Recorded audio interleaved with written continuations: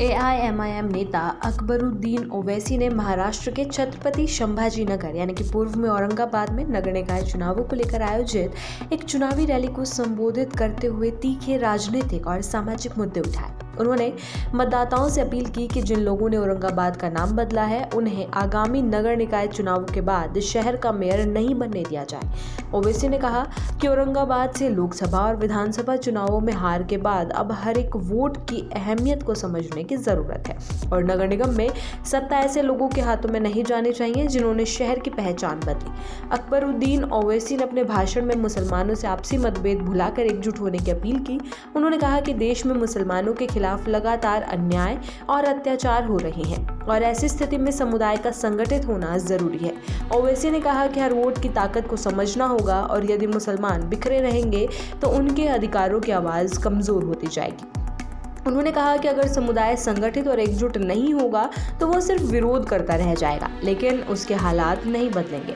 अपने भाषण में अकबरुद्दीन ओवैसी ने अंतर्राष्ट्रीय और राष्ट्रीय घटनाओं का भी जिक्र किया। उन्होंने कहा कि जिस तरह भारत में मॉब लिंचिंग की घटनाओं की निंदा की जाती है उसी तरह वो बांग्लादेश में हिंदुओं की हत्या और फिलिस्तीन में लोगों की हत्या की भी निंदा करते हैं। ओवैसी ने यह स्पष्ट करने की कोशिश की कि मानवाधिकारों का मुद्दा किसी एक धर्म या देश तक सीमित नहीं होना चाहिए और हर तरह की हिंसा का विरोध होना चाहिए। अकबरुद्दीन ओवैसी ने केंद्र सरकार और अब तक सत्ता में रही सभी सरकारों पर मुसलमानों के साथ अन्याय करने का आरोप लगाया। उन्होंने कहा कि आज़ादी के बाद से लेकर अब तक आई हर सरकार ने मुसलमानों को सिर्फ आश्वासन दिए हैं लेकिन जमीनी स्तर पर उनकी समस्याओं का समाधान नहीं किया गया। उन्होंने कहा कि मुसलमान शिक्षा, रोजगार, आर्थिक स्थिति और सामाजिक सुरक्षा के हर क्षेत्र में पिछड़े हुए हैं और उन्हें हमेशा उम्मीद रहती है कि सरकारें उनकी समस्याएं सुलझाएंगी लेकिन हर बार उनके साथ नाइंसाफी हुई है। ओवैसी ने कहा कि मुसलमानों को अब उम्मीद है कि एआईएमआईएम उनके लिए कुछ ठोस कदम उठाएगी। उन्होंने तेलंगाना में एआईएमआईएम द्वारा किए गए विकास कार्यों का हवाला देते हुए कहा कि पार्टी ने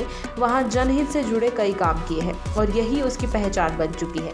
उन्होंने दावा किया कि उनकी पार्टी केवल भाषणों की राजनीति नहीं करती बल्कि जमीनी स्तर पर लोगों के लिए काम करती है।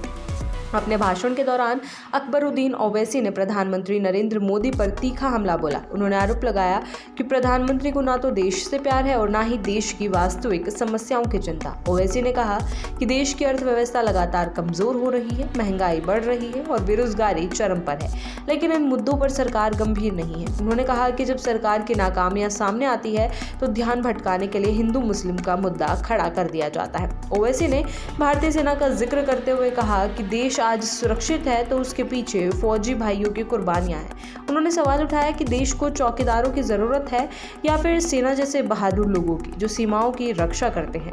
इस बयान के जरिए उन्होंने प्रधानमंत्री मोदी के पुराने नारों पर भी परोक्ष रूप से निशाना साधा। अपने भाषण में अकबरुद्दीन ओवैसी ने मौजूदा सरकार पर मुसलमानों के खिलाफ अत्याचार करवाने का आरोप लगाया। उन्होंने कहा कि मुसलमानों की बस्तियों पर बुलडोजर चलाए जा रहे हैं, मस्जिदों में अजान रोकने की घटनाएं हो रही हैं और मुस्लिम बच्चियों के हिजाब को लेकर विवाद खड़े किए जा रहे हैं। उन्होंने आरोप लगाया कि लव जिहाद के नाम पर लोगों को मारा जा रहा है, मॉब लिंचिंग की घटनाएं हो रही हैं और मुसलमानों की इज्जत और सम्मान को निशाना बनाया जा रहा है।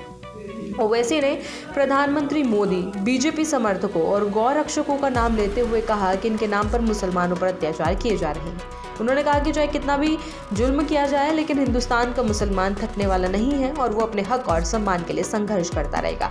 उन्होंने दोहराया कि अगर मुसलमान संगठित और एकजुट नहीं होंगे तो उनकी आवाज़ कमज़ोर होती जाएगी और उनकी समस्याएं जस की तस बनी रहेंगी।